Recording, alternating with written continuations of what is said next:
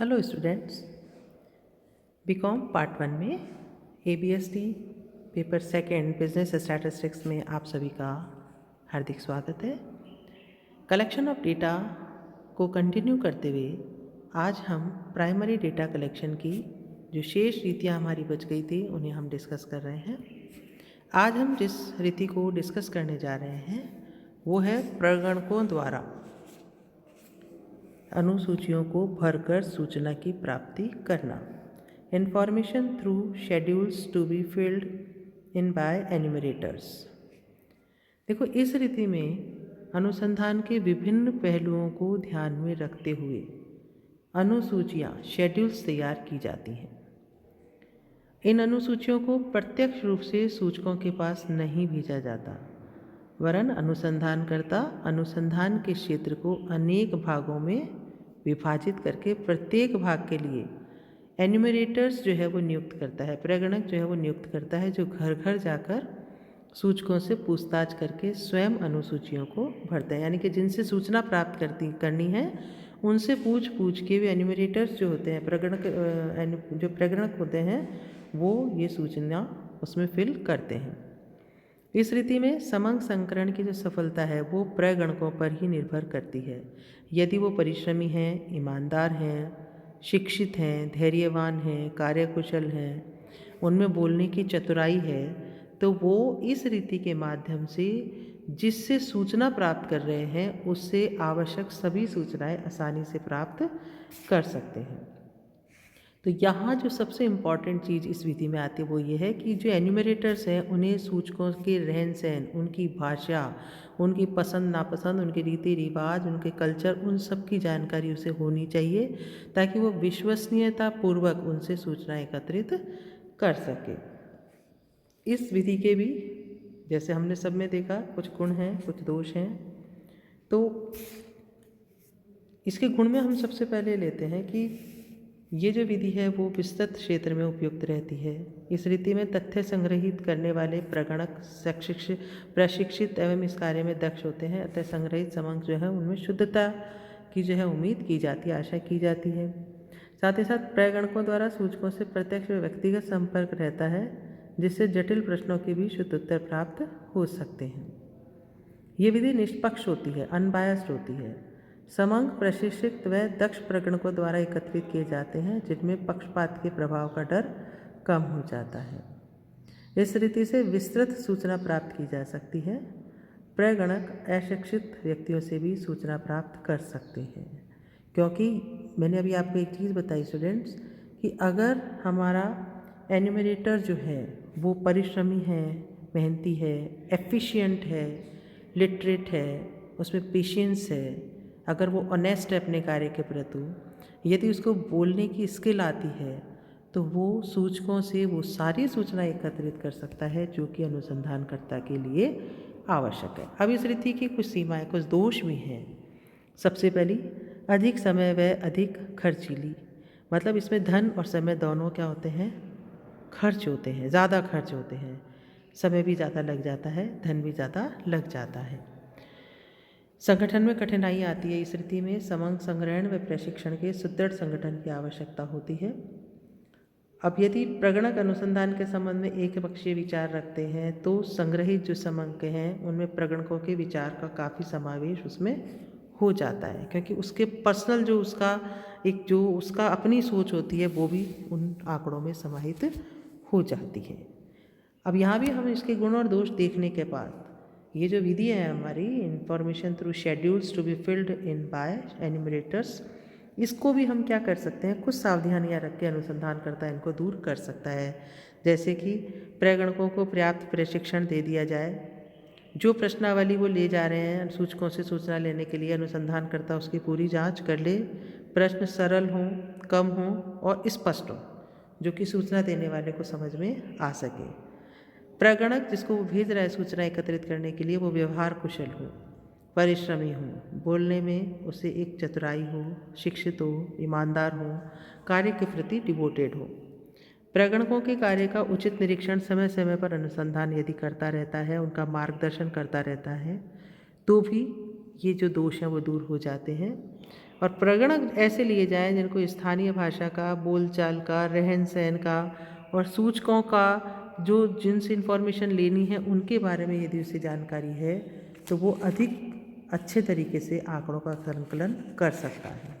ये कुछ सावधानियाँ हैं, यदि उनका ध्यान वो रखता है अनुसंधानकर्ता तो इसके दोषों को दूर किया जा सकता है। अगली विधि आती है सूचकों द्वारा अनुसूचियाँ भरवाकर सूचना प्राप्ति, information through schedules to be filled in by informants.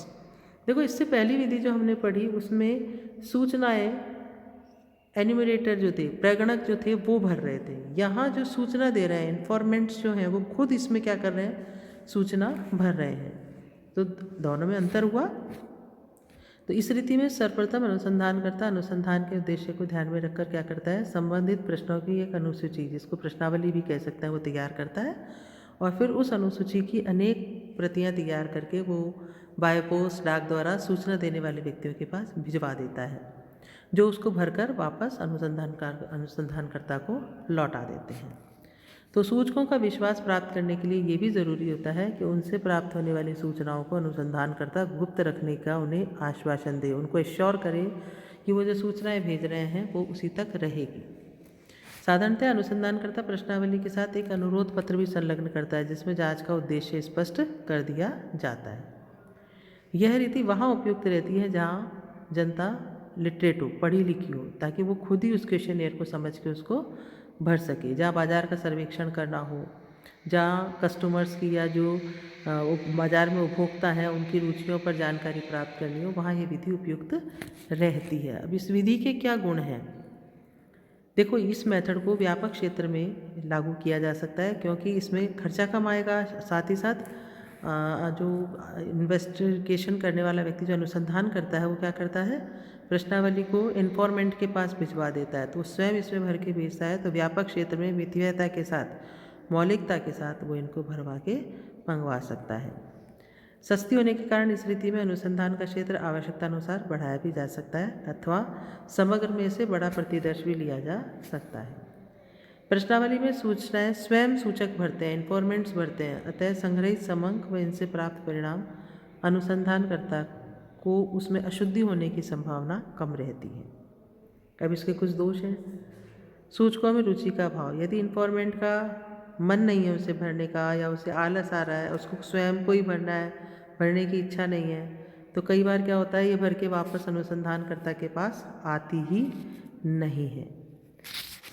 दूसरा, इसकी सीमा क्या, दोष क्या आता है, सीमित क्षेत्र में ही इसको अप्लाई किया जा सकता है क्योंकि जहाँ पर सूचक इन्फॉर्मेंट शिक्षित है वहीं ये विधि जो है वो लागू की जा सकती है। पक्षपात व वर्ग भावना का प्रभाव रहता है। यदि सूचकों से वर्ग भावना या किसी समस्या के संबंध में एक पक्षीय विचार है तो प्रश्नावली में उत्तर भी उससे प्रभावित होते हैं। कोई भी व्यक्ति किसी भी बात की सरलता से वो अपनी सूचना लिखित में नहीं देना चाहता, उसको एक भय रहता है, एक डर रहता है कि जो सूचना मैं भर रहा हूँ कहीं वो सबके सामने ना आ जाए। तो सूचक समस्या के संबंध में भी स्वतंत्र विचार इसमें प्रकट करने से वो डरते हैं। प्रश्नावली को प्राप्त होने की अनिश्चितता हमेशा अनुसंधानकर्ता को इस विधि में बनी रहती है। इस विधि में क्योंकि इन्फॉर्मेंट खुद सूचनाएं प्रश्नावली में भरता है, इसलिए इस विधि में फ्लेक्सिबिलिटी की संभावना बहुत कम रहती है क्योंकि उसे कोई भी उस प्रश्नावली में लिखे हुए प्रश्न को कोई भी उसमें परिवर्तन नहीं कर सकता। जो प्रश्न लिखा हुआ है वही जवाब जो है वो इन्फॉर्मेंट को देना है, तो इसमें लोचशीलता की कमी पाई जाती है। सबसे बड़ी जो इसमें एक दोष है वो है ये भ्रामक निष्कर्ष देता है। मतलब भ्रामक निष्कर्ष से यहाँ तात्पर्य हम ये लेते हैं कि प्रश्नावलियों के आंशिक उत्तरों के संबंध में ये कठिनाई आती है कि जो व्यक्ति उत्तर देते हैं वो संपूर्ण समूह या जिसकी प्रश्नावली भेजी है उसको वो रिप्रेजेंट नहीं करते। मतलब एक व्यक्ति जो एक फॉर्म भर रहा है वो पूरे एक वर्ग को रिप्रेजेंट नहीं कर सकता। तो यहाँ जब हम इसके गुण और दोषों को देखते हैं तो हम अगेन इसी बात पर आते हैं कि यदि कुछ सावधानियाँ रखी जाए तो इसके भी दोष कम हो सकते हैं। जैसे अनुसंधान के उद्देश्य को ध्यान में रख के प्रश्नावली बनी जाए, प्रश्नावली में प्रश्न कम हो, सरल हो, स्पष्ट हो एवं सूचना देने वाले को आसानी से समझ में आने योग्य हो। प्रश्नावली जो है जहाँ तक हो अनुसंधानकर्ता उसे छोटी बनाए और प्रश्नावली के साथ प्रत्युत्तर के लिए वो खुद ही स्टैंप लगा हुआ लिफाफा संलग्न करे, ताकि सूचक को ये नहीं रहे कि मुझे इसको भेजना है, वो लिफाफे में डाल करके अपनी सूचना को वापस पोस्ट कर दे। उसको लिफाफा भी मिल रहा है, उस पर स्टैंप भी लगी हुई मिलती है, तो उसको सूचना वापस भेजने में कोई परेशानी नहीं आती। तो कुछ सावधानियां हैं जिन्हें ध्यान में रख करके इसके दोष से बचा जा सकता है।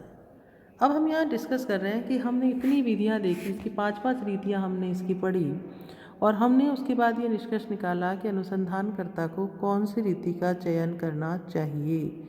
तो selection of a suitable method for collection of primary data is a most important factor for a investigator.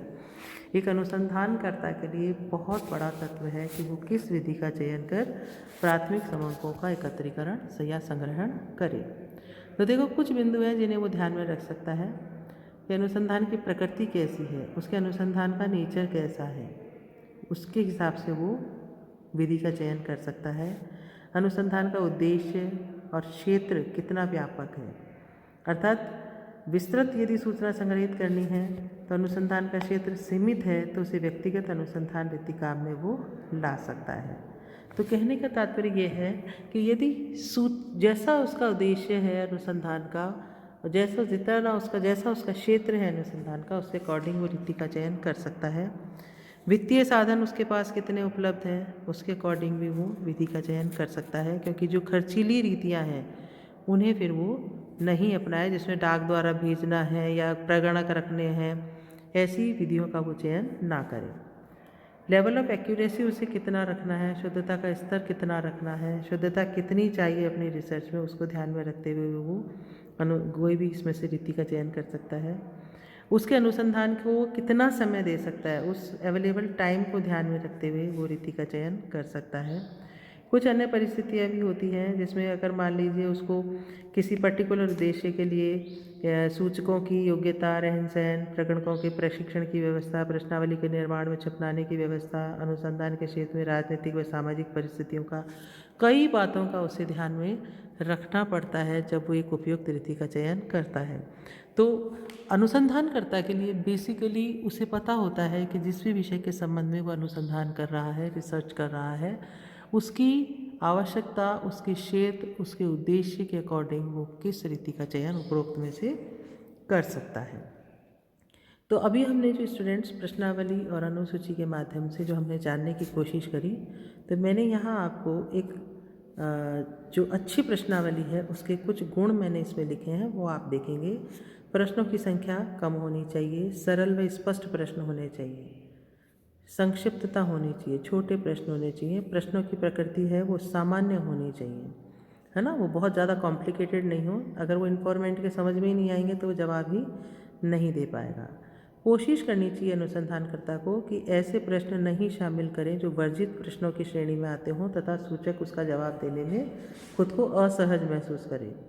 प्रश्नों का एक निश्चित क्रम हो, प्रश्नों के उत्तरों का जो सूचना एकत्रित कर रहा है या तो अनुसंधान करता है या उसकी तरफ से उसका प्रगणक, उसको उसका उत्तर की ज्ञान होना चाहिए। सत्यता की जांच वो करे कि जो जवाब उसको मिल रहा है वो सही है या नहीं। प्रत्यक्ष संबंध स्थापित हो सके इस तरीके की प्रश्नावली तैयार की जाए। प्रश्न में संकेतक प्रश्न नहीं होने चाहिए जो कि एक भ्रम पैदा करते हैं। संकेतक प्रश्न इस तरह के प्रश्न बन जाते हैं जिसको कि कई बार ऐसा होता है कि सामान्य व्यक्ति के लिए उसे समझना मुश्किल हो जाता है। तो जो प्रश्न हैं वो सामान्य एवं सरल होने चाहिए। इसी तरीके से निर्देश जो है, डायरेक्शन है, सूचकों को प्रश्नावली भरने से संबंधित स्पष्ट, संक्षिप्त व निश्चित निर्देश जो है वो अनुसंधानकर्ता दे ताकि वो इन्फॉर्मेंट्स का पथ प्रदर्शन कर सके, उन्हें गाइड कर सके। प्रश्नावली का गठन करना चाहिए अनुसंधानकर्ता को, यानी कि प्रश्नावली इतनी आकर्षक होनी चाहिए कि उत्तर लिखने के लिए पर्याप्त स्थान सूचक को मिले, वो उसमें अच्छे से आंसर लिख सके। तो जब वो कम प्रश्नों का चयन करेगा, उसे पर्याप्त उत्तर लिखने की जगह मिलेगी, तो वह उसमें अपने सूचना को ज़्यादा अच्छे तरीके से प्रस्तुत कर सकेगा। तो यहाँ हमने देखा स्टूडेंट्स कि प्राइमरी डेटा कलेक्शन की कौन कौन सी विधियाँ हैं और कौन से विधि का चयन अनुसंधानकर्ता को करना चाहिए, और एक आदर्श प्रश्नावली में कौन कौन से गुणों का समावेश होना चाहिए। धन्यवाद।